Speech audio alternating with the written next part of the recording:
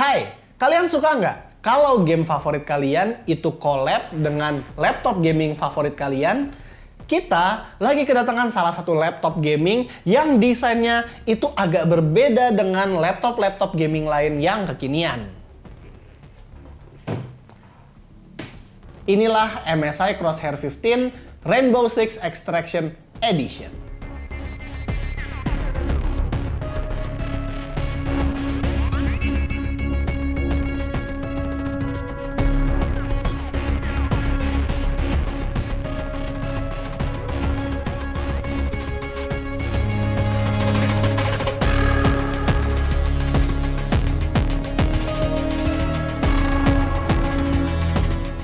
Dari bagian desain, laptop gaming dari MSI ini memang beda banget dengan laptop gaming lain yang biasanya mengutamakan elegansi dan juga kekaleman.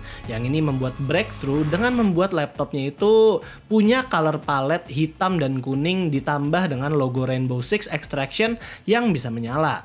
Selain dari logonya, ada juga carving motif-motif ala Rainbow Six di sekitaran laptop ini. Jadi ya, kesan gamingnya memang bener-bener kerasa banget lah. Boxnya aja punya desain yang beda dengan box laptop pada umumnya. Di dalam pembeliannya kita diikut sertakan bonus mousepad, mouse yang berdesain ala Rainbow Six Extraction, beberapa buku petunjuk, dan juga kartu untuk klaim game Rainbow Six Extraction itu sendiri. Nah, kalau soal hinge-nya, gue salut dengan hinge-nya yang kokoh, bisa membuat layarnya itu tetap terjaga saat dibuka hanya dengan satu tangan. Monitornya berukuran 15,6 inch QHD IPS level dengan color gamut dan brightness yang juga tinggi. Gak heran lah kalau ini adalah salah satu laptop MSI yang memang direkomendasikan untuk creator juga. Hanya aja kita agak menyayangkan bagian bezel dagunya yang masih terlalu gede. Bagian bawahnya juga dihias dengan corak hitam dan kuning sama dengan bagian luarnya ini, namun di sini dibuat agak-agak ombre begitu dengan warna hijau dan biru yang ada di backlit keyboard.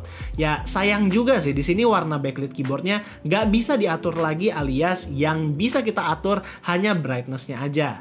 Tombol WASD-nya dibuat transparan dengan backlit warna kuning, sentuhan yang bagus untuk sebuah laptop gaming yang memang kental dengan identitas gamingnya itu sendiri. Di bagian sisi kanan juga ada logo Rainbow Six Extraction lagi, jadi di sini mereka utamain banget lah tema dari gamenya itu sendiri.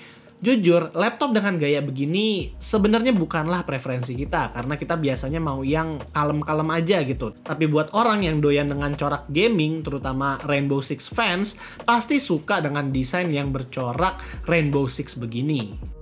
Buat konektivitasnya di sebelah kanan ada audio combo jack, USB 3.2 Gen 2 Type A dan Type C, full HDMI port, dan LAN port. Sementara di sebelah kiri ada charging port, USB 3.2 Gen 1, dan USB 2.0. Untuk USB 2.0 yang ada di sebelah kiri ini diprioritaskan hanya untuk peripheral aja ya, karena kalau buat pindah-pindah data itu kayaknya kurang oke deh.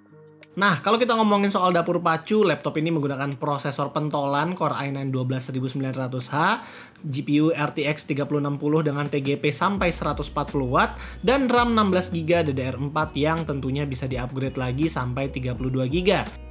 Kalau buat SSD-nya, SSD ini berkapasitas 1TB PCIe Gen 4, tapi kalau menurut speed-nya, ini bukanlah speed PCIe Gen 4 yang optimal, alias ini speed-nya itu mirip dengan PCIe Gen 3 X4 yang ya speed-nya kelebihan aja. Selain itu, di sini juga ada satu lagi slot M.2 NVMe untuk ekspansi ke depannya, namun sayangnya kita nggak tahu apakah slot M.2 NVMe ini bisa support PCIe Gen 4 atau enggak. Oh iya, buat Core i9-nya ini, untuk kalian yang belum tahu, sekarang udah punya dua core yang berbeda, yaitu Performance Core dan Efficiency Core. Di case Core i9 12900H, prosesor ini mempunyai 6 Performance Core dan 8 Efficiency Core yang kalau ditotal itu mempunyai 14 core dengan 20 thread. Di skor Cinebench R15, laptop ini mempunyai skor yang tinggi namun tergolong rendah apabila dibandingkan dengan stok Core i9 12900H lain. Skor Cinebench R23-nya juga terpaut cukup jauh dengan teman-teman Core i9 12900H-nya yang lain, tapi kalau soal konsistensi, ya konsistensinya cukup oke kok. Skornya nggak turun jauh-jauh banget saat kita run 10 kali di Cinebench. Untuk skor Firestrike dan Time Spy graphics-nya, RTX 3060 yang ada di sini udah termasuk bagus, skornya sama dengan mayoritas RTX 3060 sebandingnya. Jadi kita bisa bilang kalau power 140 wattnya itu emang bener-bener baik.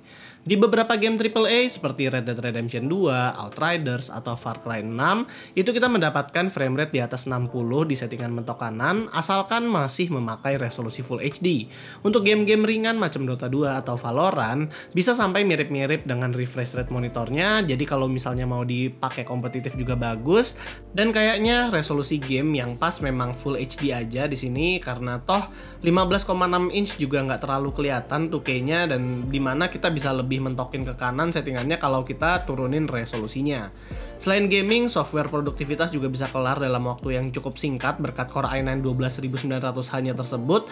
Contohnya di Premiere Pro, render time yang dibutuhkan untuk sebuah video 4K berdurasi 5 menit itu hanya sekitar 2 menitan aja, dan Blender BMW 27 juga bisa selesai hanya dalam waktu setengah menit doang. Lalu, dengan performa yang tinggi, maka terbitlah suhu yang tinggi pula. Walaupun sudah memakai 2 fan dan 6 heat pipe, suhu dari Core i9 12900H saat full load bisa mencapai 100 derajat Celcius, dan bagian surface itu bener-bener sampai 50 derajat. Kaget sih kita saat melihat suhu 50 derajat di bagian keyboard, karena itu adalah bagian yang cukup sering disentuh, apalagi saat main game. Menggunakan laptop ini sebagai daily driver, bisa dibilang ya laptop ini memang untuk gamer entusias banget. Desainnya itu bisa kita ngelihatnya itu kayak laptop gaming klasik yang dimana ciri khas gamingnya itu kental banget. Buat yang suka dengan laptop dengan ciri khas gaming begini, jujur sekarang udah jarang sih pilihan gaming laptop yang desain gamingnya itu bener-bener kerasa. Jadi ini adalah salah satu breakthrough yang bagus lah dari MSI. Mau dipakai gaming AAA atau content creating pun monitornya udah bagus warnanya, hanya sayang sama suhu surface keyboardnya aja yang tadi. Kenapa harus sehangat itu? Padahal areanya itu area yang sering disentuh.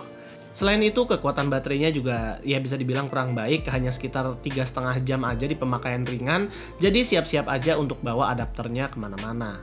Kalau soal video editing experience, bisa dibilang laptop ini udah bagus karena berkat RTX 3060-nya, video editing di Adobe Premiere Pro itu previewnya saat video 4K bisa dilihat di full preview, asalkan layernya itu nggak terlalu banyak. Sebagai laptop yang memang ditujukan untuk gamer dan creator, jujur laptop ini adalah salah satu laptop yang terbaik, terutama saat memberikan performance CPU-nya. Karena di harga 30 juta, laptop ini udah bisa memberikan raw power prosesor Core i9 12900H dan GPU yang bagus banget, terutama untuk software-software produktivitas seperti Adobe Premiere Pro dan Blender yang kita udah praktekin tadi.